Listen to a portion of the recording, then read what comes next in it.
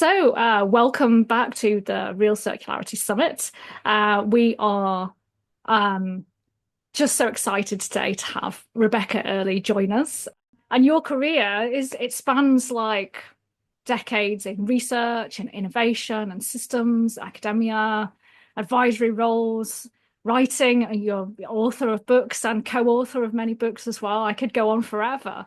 Um, could you share a little bit about your journey into sustainability and particularly circular textile design and what inspired you to first start in this, right? Yeah. Well, after studying, I did textiles at Loughborough and then a master's in fashion textiles at Central St. Martin's. I was encouraged at that time to make work under my own name rather than sell my textile work into fashion brands, which I think was a really, really good piece of advice. Hasn't made some moments in my career particularly easy, but it has really sort of defined the way that I work, and it also sort of helped the way that I teach other generations to sort of, not be subsumed into the machine, which I think many textile designers are. And I started making products and selling them in stores and worked a lot with stylists and getting stuff on the front cover. So it was a very busy, exciting time. But as the orders grew, I had an agent selling my fashion and textile accessories.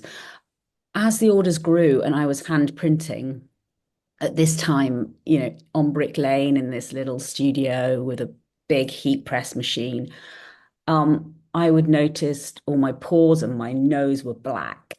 And I'd blow my nose and there'd be black fluff coming out. And so it changed from being designing something thoughtful and pleasing into making it, into realizing that there was something going on here, very physically in terms of the sort of impact, which made me take the lid off the issues really of pollution. And then at the same time, I got a commission to make radiotherapy treatment gowns for a hospital. And as I researched cancer and complementary medicine and things like that, I kept finding links to textiles. Mhm. Uh, and it just grew from there, really. I was very lucky. So apart from working on my own brand, I was really lucky to teach with a team of people who had just started to look at the environmental impacts of textiles too. And that was in 1996. And so I really got stuck in. I think half my week was spent in my studio and then half my week was spent teaching. And you know, they were ahead of their time, really, that team of people in looking at environmental impacts from textiles and how design could change it. And the rest is history from there, really. I just started to think, well, I'm not a scientist. I'm not going to come in on this side of things. I'm going to use design and I'm going to use my platform and just see what I can make in a better way. And you can get into the role of technology and bio-based materials. How do you see that evolving to accelerate circular innovation and the textile industry? Yeah. So you may have noticed I have company Yes. today. Um, Yeah, this is my son actually modeling a bio-based garment from the Hereware project that we've just finished. And this sort of the need to have more bio-based materials made from waste, either agri-waste or textile waste, is huge. I don't need to tell your audience the imperatives for growing this area of our materials palette. But we've got the opportunity to grow it in such a way that's way more thoughtful and appropriate than we were making textiles 100 years ago. We really do. We can engineer these materials in quite extraordinary ways. So now what we understand is that the manufacturing, the processing of materials is where a lot of the impacts are.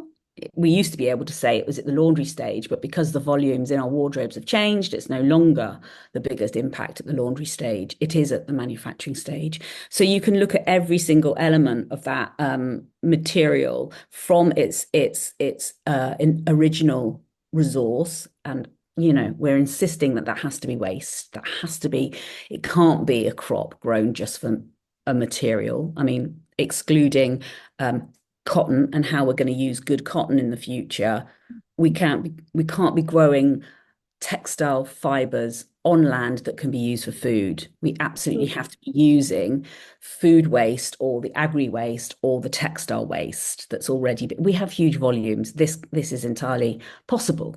So as soon as you start taking that as your waste resource at the beginning, you've got a number of things you can do to engineer that material. From how it's dissolved to then what happens in that solution to then how it's extruded into filament or fiber or right all the way through to materials. So the projects that we've been working on, like the Hero project, get us all together with like 15 or so partners to look at all of these steps and to keep testing. Because what we really want to see with bio-based materials, the scale, the drive behind them becoming used is where they can replace things in a really successful way, in a really successful manner.